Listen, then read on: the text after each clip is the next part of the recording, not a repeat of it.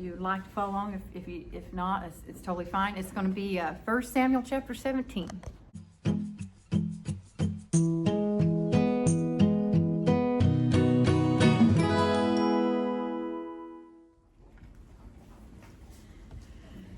So we have a theme for the month of October. The theme for October is Boulder October. Boulder like B-O-U-L-D-E-R,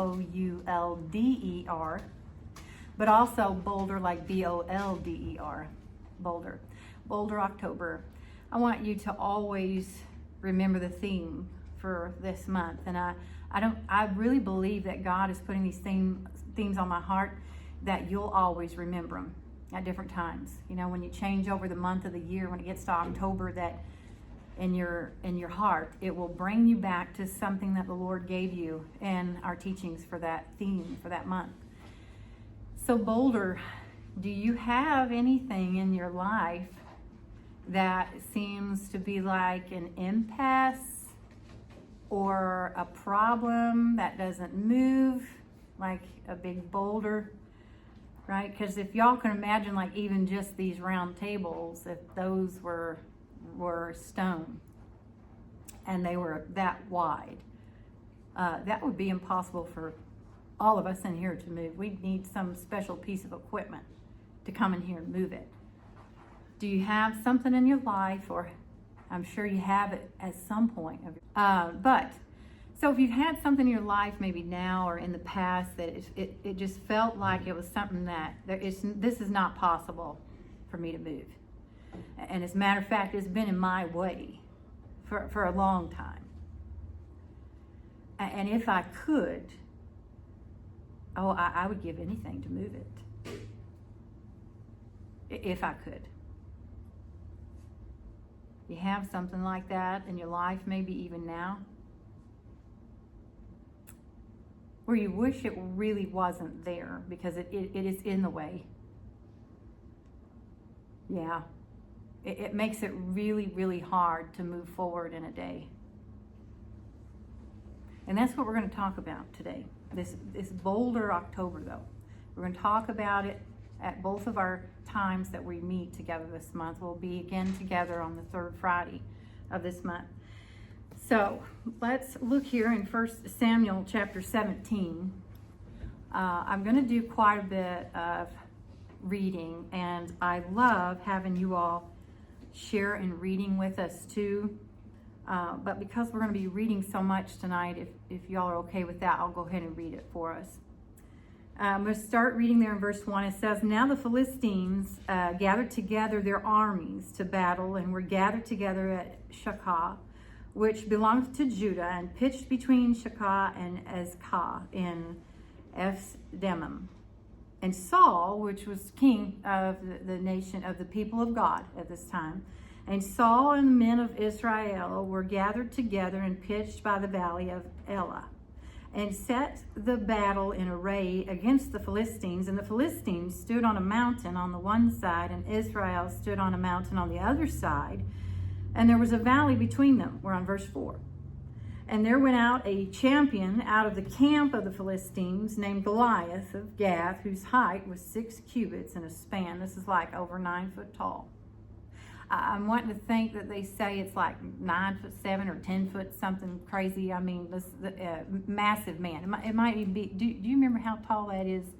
Somebody look that up on their phone, because now I'm just sitting here thinking, I want to know that height. So if y'all don't mind, I don't mean to be bossy. I'm just saying, would you please look that up for me. So Goliath of Gath, whose height was 6 cubits in a span. Goliath is representing our Boulder October. 9 foot 9 inches. 9 foot 9. Okay. Okay. So the ceilings in this room is probably 8 foot ceilings. Yeah.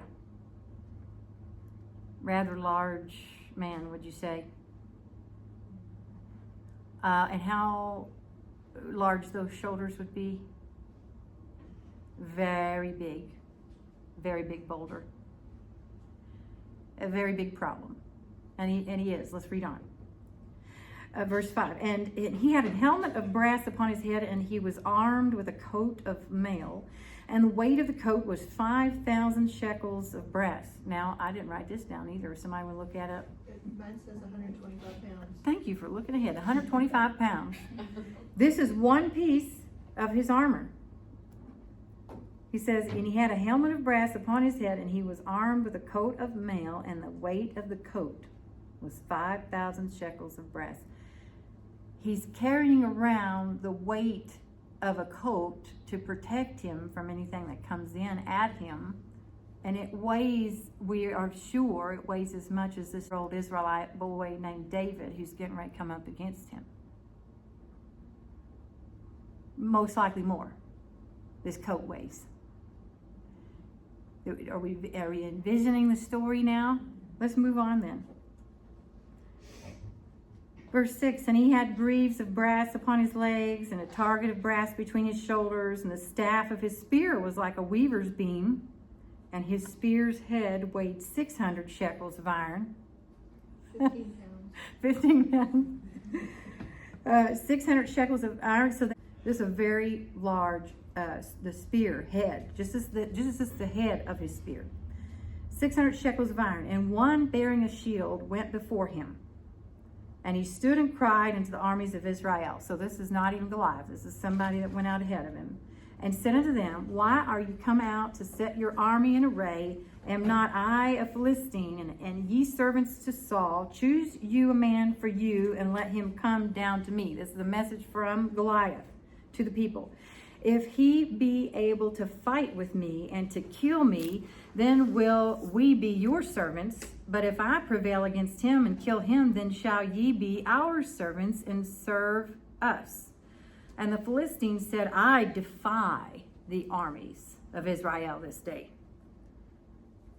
Give me a man that we may fight together. He says, I'll go toe to toe with anybody. That boulder's so big, it knows it cannot be moved. It thinks it can't. Verse 11, when Saul and all Israel heard those words of the Philistine, they were dismayed and greatly afraid. Now, why would you be afraid if you was like this guy that's in the army? You're going to be afraid because you don't want to be the chosen one to go up against him. Right? Can you imagine that there's going to be a volunteer? and a little boy. Now David, verse 12, was the son of the Ephrathite of Bethlehem, Judah, whose name was Jesse. And he had 8 sons, and the men went among men for an old man in the days of Saul. And the 3 eldest sons of Jesse went and followed Saul to the battle. And the names of his 3 sons that went to the battle were Eliab, the firstborn, and next unto him Abinadab, and the third Shammah.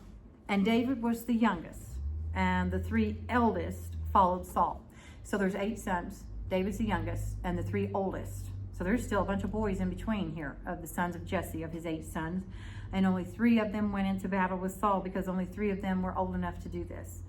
Verse 15, but David went and returned from Saul to feed his father's sheep at Bethlehem.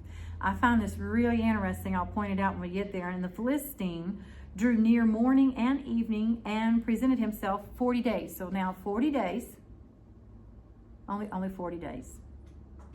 But 40 days, can you imagine all of those guys that are living in terror thinking, oh, my goodness, I hope you don't choose me to be first, because he knows that he's not going to be the last one. Because if he is chosen to go out, he knows that he's pretty confident he's not going to make it. And so he's saying, if you just choose anybody, this Philistine, anybody come up against me, I'll go toe to toe with them, and we'll be your servants if you slay me. But if I slay your man, then you'll be our servants. Let's read on. But David went and returned from Saul to feed his father's sheep at Bethlehem, and the Philistine drew near morning and evening and presented himself 40 days. Verse 17, and Jesse said unto David his son, take now for thy brethren an ephah of this parched corn and these 10 loaves, and run to the camp of thy brethren, and carry these 10 cheeses unto the captain of their 1,000, and look how thy brethren fare, and take their pledge. So now they've been out there 40 days. And so families are sending food in, right? And And so Jesse wants David to take the food in to the brothers that are there and also to their captains. And verse 19, it says, now Saul and they and all the men of Israel were in the valley of Elah, fighting with the Philistines. And David rose up early in the morning and left the sheep with a keeper and took and went as Jesse had commanded him. And he came to the trench as the host was going forth to the fight and shouted for the battle. For Israel and the Philistines had put the battle in array, army against army. Now they're standing, these two armies are standing against each other, and they're waiting because now it's going to be that somebody's going to step out. Now who's it going to be?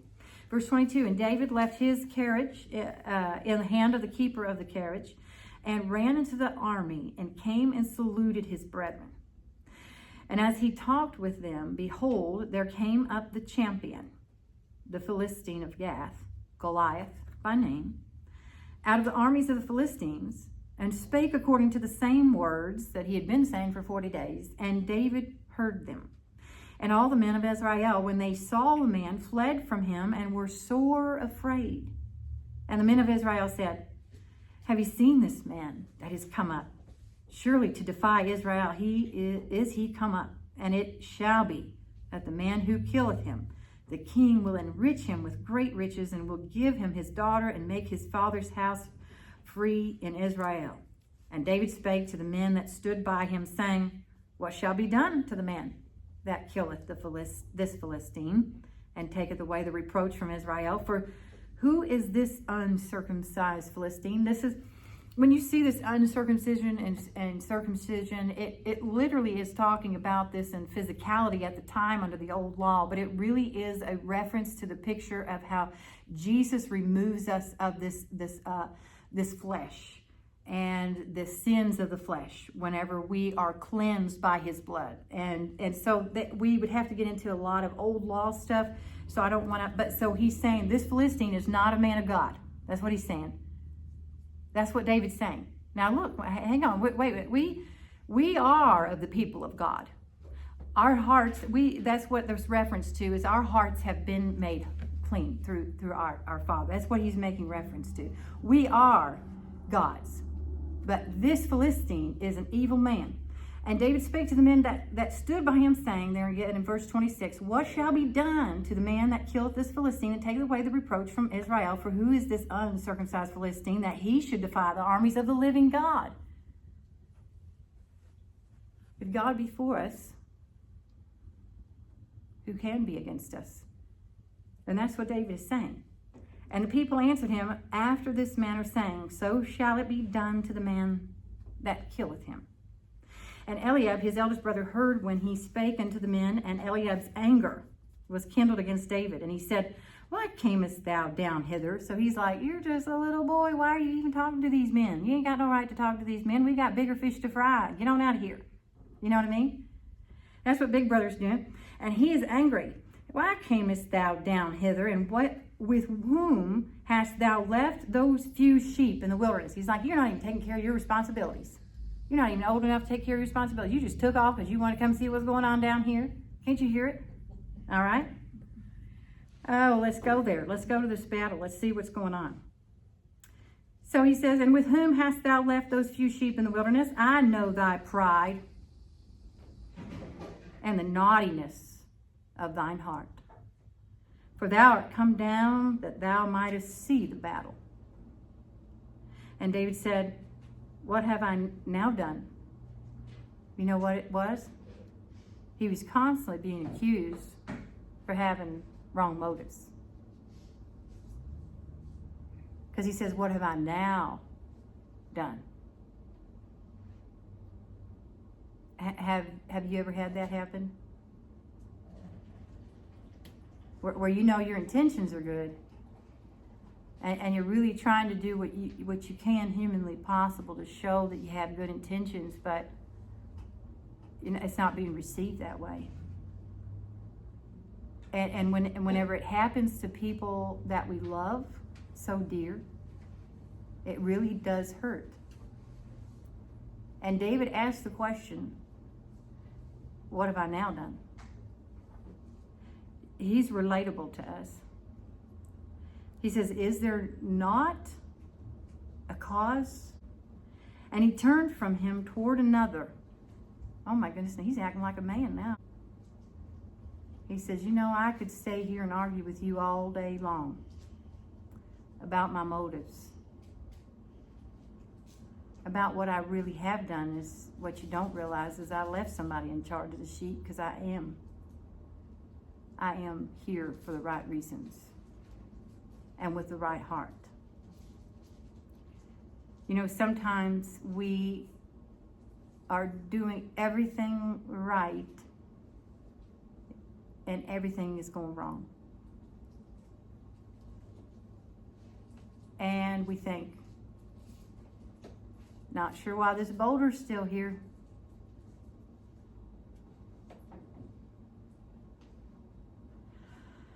Not sure why God hasn't shown me how to move it yet, or why he hasn't moved it yet, or it's still here.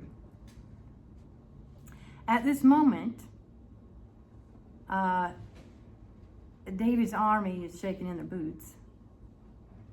And war is about to ensue, or some people are going to die, or some bad things are going to happen, and he's being accused of having the wrong motive.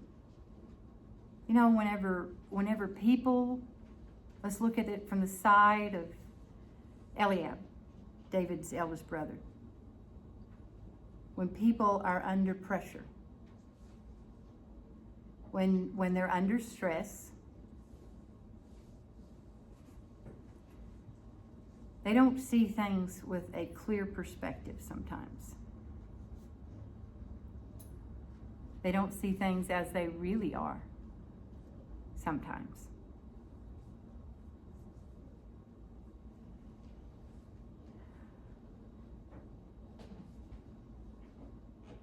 You know what I'm talking about, don't you? He's been out there listening for 40 days, Eliab. You see, sometimes I'm Eliab. And I judge a situation wrongly myself. And I get stressed looking at the boulder.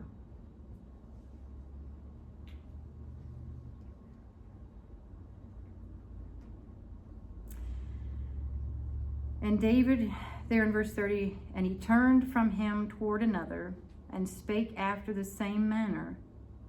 And the people answered him again after the former manner, the same way they'd already answered him, right? This is what's going to happen if somebody slays him. Verse 31, and when the words were heard which David spake, they rehearsed them before Saul, and he sent for him. And David said to Saul, let no man's heart fail because of him. Thy servant will go and fight with this Philistine. You see, it would be as though, here's the boulder, and take the smallest gal in the room and tell her to move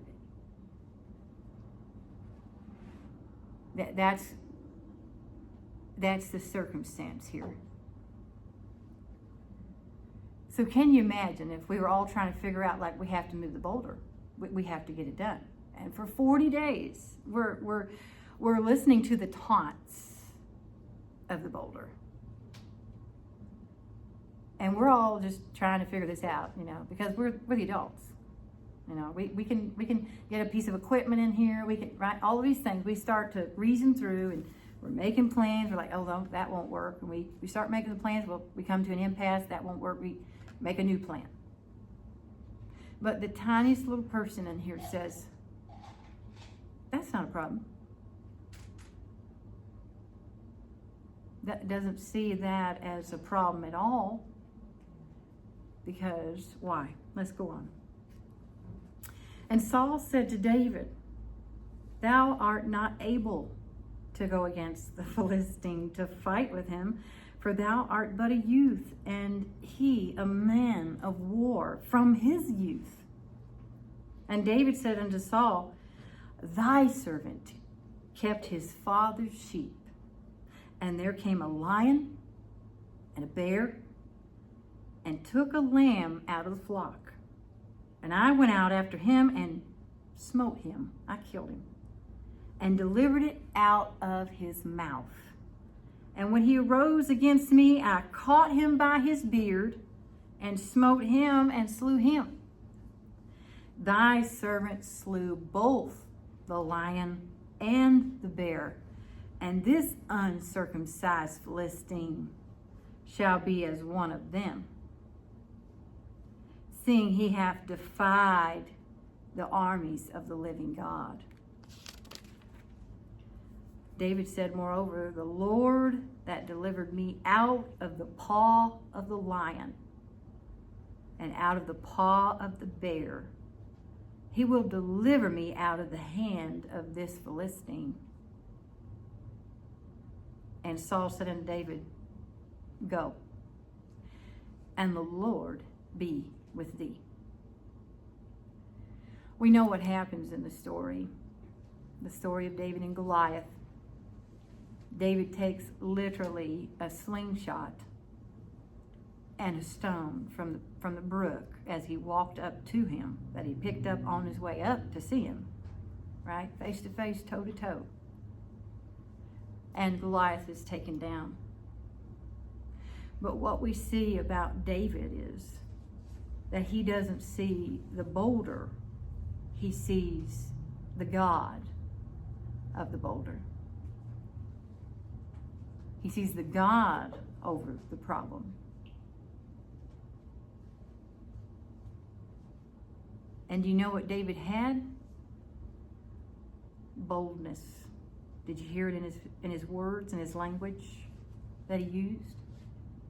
He had confidence that the Lord was going to be with him, and he'd already seen the Lord do things for him.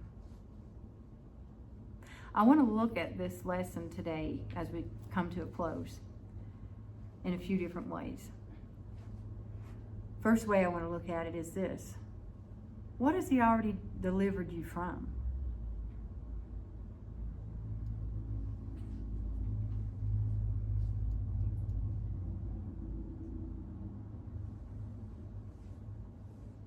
And what has he said about his people? What does he say about you? You are the heritage of the living God, and it is the same living God of David. He is the same today. Thousands of years later, he hasn't changed. He hasn't moved.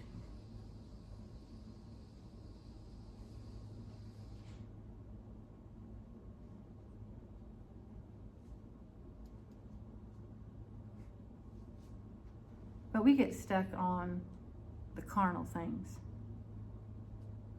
David literally did not see this giant before him. He knew that God went with him and before him.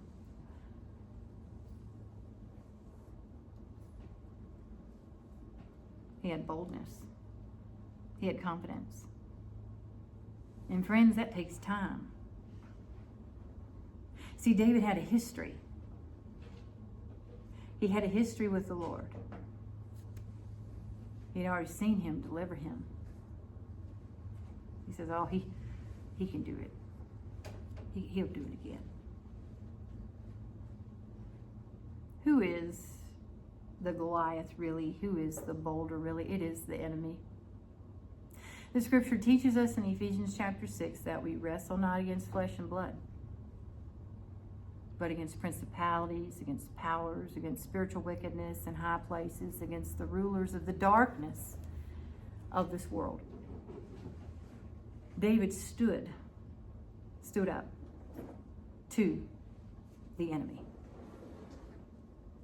And friends, we can't stand against the enemy without the Lord.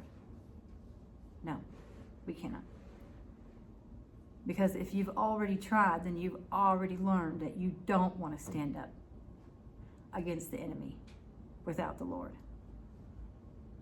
In Ephesians 6, I encourage you to study it.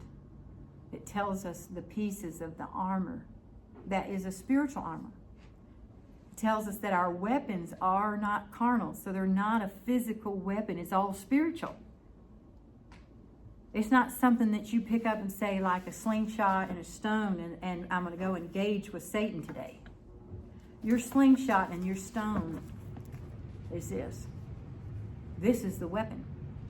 And God says in the Word, no weapon formed against you shall prosper. And the Word says, if God be for you, who can be against you? What boulder can be in the way? What can really be the problem? Is anything too hard for God? The Word says.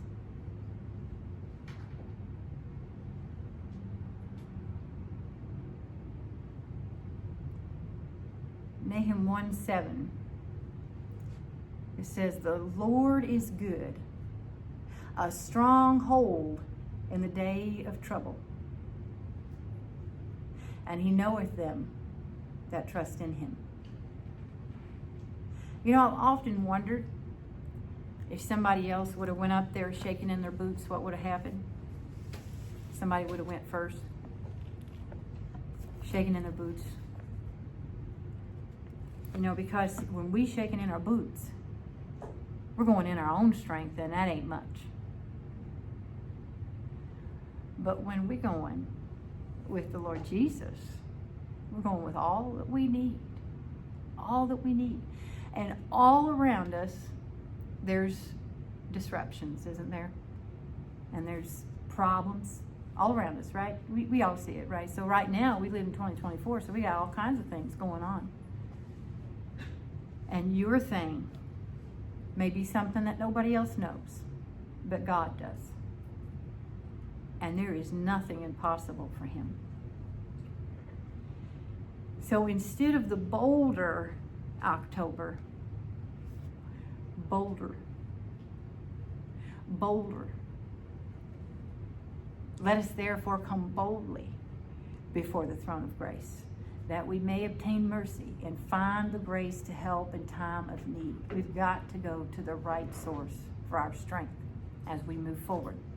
Thank you, ladies, for being here today. I am so thankful for you guys, and I just love you, and I love that the Lord is meeting with us here in this group, and we know it, don't we? When we come in here, we just know it, that when we're together, we know that he's here.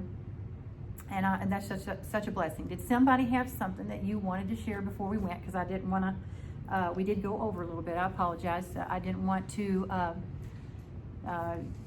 not let you have a minute to say something. I always like to leave it open for you all to freely share things with each other. Otherwise, and enjoy your evening and be careful on the way home. Anybody have something? All right, going once. Going twice. Okay, all right, love you guys. Okay.